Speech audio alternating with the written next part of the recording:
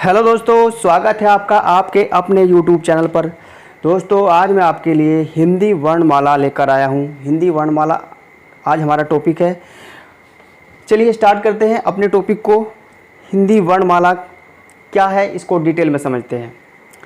सबसे पहले एक दो पॉइंट है, उनको सुन लीजिए और नोट कर लीजिए। भाषा की सबसे छोटी इकाई अगर आपसे पूछी जाए तो वो ध्वनि है। भाषा की सबसे छोटी इकाई ध्वनि है और ध्वनि का लिखित रूप वर्ण कहलाता है। भाषा की सबसे छोटी इकाई ध्वनि, ध्वनि का लिखित रूप वर्ण कहलाता है और वर्ण के क्रमबद्ध सुव्यवस्थित समूह को वर्णमाला कहते हैं।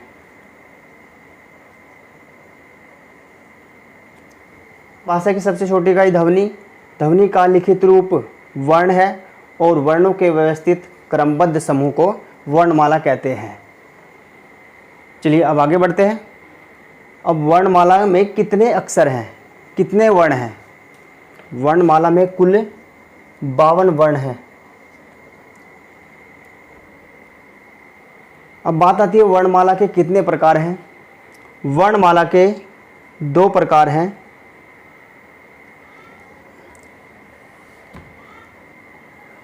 पहला है स्वर और दूसरा है व्यंजन। स्वर किसे कहते हैं? स्वर का अर्थ लिख लीजिए या ध्यान से सुनिए। जिन वर्णों के उच्चारण में किसी अन्य वर्ण की सहायता ना लेनी पड़े उन्हें स्वर कहते हैं। स्वर का उच्चारण स्वतंत्रतापूर्वक होता है, बिना किसी वर्ण की सहायता के। अब व्यंजन का अर्थ बता रहा हूँ, उसको नोट कर लीजिए। व्यंजन का अर्थ है जिन वर्णों के उच्चारण में किसी अन्य वर्ण की सहायता लेनी पड़े उसे व्यंजन कहते हैं। क्लियर? अब स्वर की संख्या कितनी है? स्वर की कुल संख्या 13 है और व्यंजन की कुल संख्या कितनी है? 52 में से 13 घटाएंगे। जब 52 में से हम 13 माइनस करेंगे तो कितना आएगा? 39। क्लियर? स्वर की संख्या 13 है। कुल स्वर की संख्या अगर कुल पूछा जाए तो 13 है और कुल व्यंजन 39 है। अब एक चीज़ और है, यहाँ पर स्वर में कन्फ्यूजन है। मूल स्वर, कहीं कहीं आपको मूल स्वर पूछ लिया जाएगा, तो मूल स्वरों की संख्या 11 है। मूल स्वरों की संख्या 11 है और कुल स्वरों की संख्या 13 है। अब ये कन्फ्यूजन दूर कर लीजिए। ये 13 संख्या कैसे हुई? चूँकि यहाँ पर 2 अयोग वहा हैं। जब हम 11 में 2 अयोग वहा जोड़ देंगे तो बराबर 13 हो जाएगा। क्योंकि जो अयोग वहा हैं उनको ही कुल स्वरों में काउंट कर लिया गया है, इसलिए कुल स्वरों की संख्या 13 हो गई है और मूल स्वरों की संख्या 11 है। चलिए अब आगे बढ़ते हैं। अब देखते हैं स्वर कितने प्रकार के होते हैं। स्वर 3 प्रकार के होते हैं। नंबर 1 हर्ष स्वर, नंबर 2 दीर्घ स्वर, नंबर 3 प्लुत स्वर।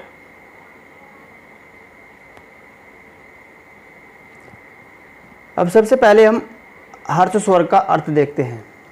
हर्ष स्वर का अर्थ क्या होता है? जिन स्वरों के उच्चारण में एक मात्रा का समय लगे उन्हें हर्ष स्वर कहते हैं। क्लियर है? अब दीर्घ स्वर का अर्थ देखिए। जिन स्वरों के उच्चारण में 2 मात्रा का समय लगे उन्हें दीर्घ स्वर कहते हैं। अब प्लुत स्वर का अर्थ है जिन स्वरों के उच्चारण में 3 मात्रा का समय लगे उन्हें प्लुत स्वर कहते हैं। बस ऐसे आपको इनका अर्थ याद रखना है। हर्ष स्वर के उच्चारण में 1 मात्रा का समय लगता है, दीर्घ स्वर के उच्चारण में 2 मात्रा का समय लगता है, प्लुत स्वर के उच्चारण में 3 मात्रा का समय लगता है। चलिए अब देखते हैं हर्ष स्वर कौन कौन से हैं। हर्ष स्वर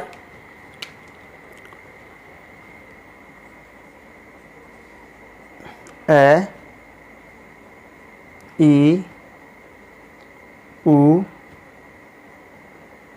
रीरी, ये होते हैं हर्ष स्वर, इनकी संख्या 4 है। अब दीर्घ स्वर देखिए, दीर्घ स्वर है 2 मात्रा का समय लगता है। आ, ई, ऊ, ए, आई, आ, ई, ऊ, ए, आई, ओ, औ। इनके उच्चारण में 2 मात्रा का समय लगता है। प्लुत स्वर जैसे ओम। क्लियर है? हर्ष स्वर क्लियर है, दीर्घ स्वर क्लियर है, प्लुत स्वर क्लियर है। चलिए अब आगे बढ़ते हैं। अब देखते हैं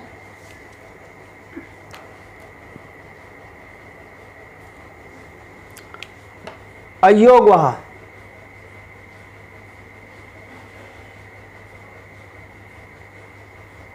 अयोगवाह है 2, अयोगवाह की संख्या 2 है, यहां पर मैंने आपको बताई है, जिसको अंग कहते हैं और एह कहते हैं। अंग को क्या बोलते हैं? अनुस्वार, ये अनुस्वार है, याद रखना है। और ए को विसर्ग बोलते हैं। एक और है, इनमें संख्या इनकी 2 ही है, लेकिन एक और है, वो है चंद्रबिंदु, ये वाला, ये भी याद रखना है। इसको क्या बोलते हैं? चंद्रबिंदु वाले को अनुनासिक। ये हुआ अनुनासिक, ये अनुस्वार और ये विसर्ग। तीनों को ध्यान से देख लीजिए, ये याद रखने हैं। अब बात करते हैं व्यंजन की। व्यंजन का अर्थ है जिन वर्णों के उच्चारण में किसी अन्य वर्ण की सहायता लेनी पड़े उसे हम व्यंजन कहते हैं। अब ये अन्य वर्ण कौन सा है देख लीजिए। जैसे मान लीजिए क एक व्यंजन है, तो ये मिलकर बना है क धन आय से। तो जो अन्य वर्ण है वो क है, स्वर है। तो स्वर की सहायता से जब हम उच्चारण करते हैं तो वो वर्ण व्यंजन कहलाता है। ऐसे ही देखिए खा में भी क्या है? ख हलंत वाला, हलंत लगाएंगे यहाँ पे से, और जमा आ। ग में भी ऐसे ही होगा, तो ग और जमा ए। इस तरह प्रत्येक व्यंजन में ए छिपा है। तो जब इसको हम टुकड़े करते हैं, इसका विश्लेषण करते हैं, तोड़ते हैं, तो क हलंत वाला, फिर धन अ। व्यंजन की संख्या 39 है, 39 है। अब बात आती है व्यंजन के कितने प्रकार हैं। व्यंजन के 4 प्रकार हैं। कौन कौन से हैं देखिएगा। नंबर 1 स्पर्श व्यंजन।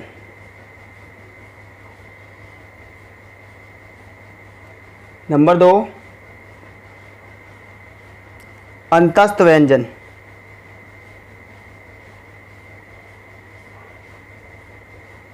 ध्यान से देखिएगा, बहुत ही आराम से बताऊंगा। नंबर 3 ऊष्म व्यंजन।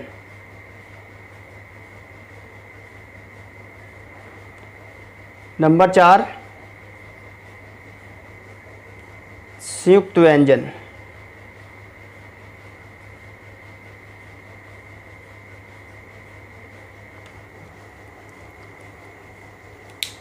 अब सबसे पहले इनका अर्थ क्लियर कर लेते हैं। स्पर्श व्यंजन क्यों कहा गया है इनको? क्योंकि जब वायु नाभि से उठकर मुख के अंगों को स्पर्श करती हुई बाहर निकलती है, तो इसलिए इनको स्पर्श व्यंजन कहते हैं। समझिएगा, जिन वर्णों के उच्चारण में वायु मुंह के अंगों को स्पर्श करती हुई बाहर निकलती है, तो उसको स्पर्श व्यंजन कहते हैं। स्पर्श व्यंजन की संख्या 25 है। 5 वर्ग हैं इसमें, क वर्ग, च वर्ग, ट वर्ग, त वर्ग और प वर्ग। तो स्पर्श व्यंजन की संख्या अगर पूछी जाए तो 25 बतानी है, और स्पर्श व्यंजन में वर्ग हैं 5, वर्ग पूछे जाएं तो 5 बताने हैं। क्लियर है? क से लेकर के माँ तक के सभी वर्ण स्पर्श व्यंजन के अंतर्गत आते हैं। अब बात करते हैं अंतस्थ व्यंजन की। अंतस्थ व्यंजन का अर्थ समझिए पहले। जिन वर्णों के उच्चारण में वायु कंठ से उठकर बाहर निकलती है, अंतस यानी कि अंदर से अंतस, तो वो अंतस्थ व्यंजन कहलाते हैं। अंतस्थ व्यंजन की संख्या 4 है। य, र, ल, व। अब देखते हैं ऊष्म व्यंजन। ऊष्म व्यंजन का पहले अर्थ देखते हैं। जिन वर्णों के उच्चारण में वायु रगड़ के साथ में गर्म होती हुई प्रतीत होकर बाहर निकलती है तो उसे ऊष्म व्यंजन कहते हैं। ऊष्म व्यंजनों की संख्या 4 है। स, श, स और है। ये 4 ऊष्म व्यंजन है, याद रखने हैं आपको। क्लियर है। अब संयुक्त व्यंजन देखते हैं। संयुक्त व्यंजन का अर्थ है जो वर्ण 2 वर्णों से मिलकर बनते हैं उन्हें संयुक्त व्यंजन कहते हैं। संयुक्त व्यंजनों की संख्या 4 है। अंतस्थ व्यंजन, ऊष्म व्यंजन और संयुक्त व्यंजन, इन तीनों हुई व्यंजनों की संख्या 4 है, 4 है। अब ये संयुक्त व्यंजन कौन से हैं? छ, त्र, ज और श्रय। इस तरह से ये संयुक्त व्यंजन हो गए 4। अब ये कौन कौन से वर्ण से मिलकर बने हैं ये भी देख लीजिए।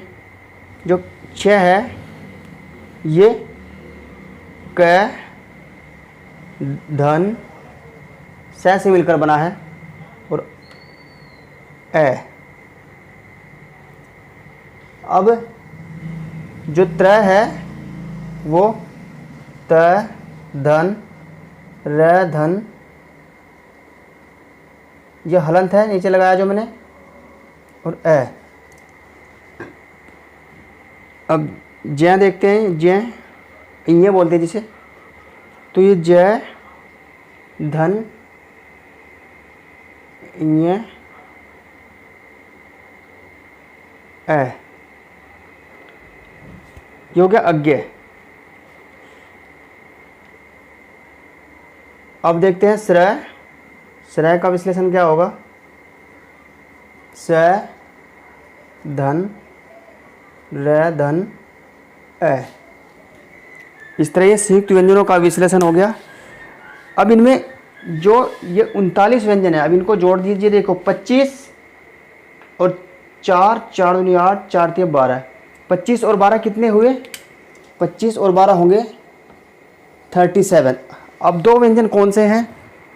वो 2 व्यंजन हैं उत्क्षिप्त व्यंजन, ड और ढ। ये बिंदी वाले, जिनके नीचे बिंदी लगी होती है, ये होते हैं उत्क्षिप्त व्यंजन। तो इस तरह जब 37 में 2 प्लस होंगे तो टोटल 39। तो इस तरह ये वर्णमाला का विश्लेषण मैंने आपको आज डिटेल में समझाया। तो दोस्तों वीडियो कैसी लगी, आज का टॉपिक कैसा लगा, आपको समझ में आया या नहीं समझ में आया, कमेंट में ज़रूर लिखिए। और वीडियो अगर अच्छी लगी हो तो वीडियो को लाइक कर दीजिए और शेयर कर दीजिए। और अगर आपने अभी तक चैनल को सब्सक्राइब नहीं किया है तो उसे भी सब्सक्राइब कर लीजिए। मिलते हैं अगली वीडियो में इससे आगे के टॉपिक के साथ। आगे जो हमारा टॉपिक होगा वो शब्द विचार पर होगा, यानी कि वर्णों से मिलकर शब्द बनते हैं। तो अगला टॉपिक जो है वो शब्द विचार है।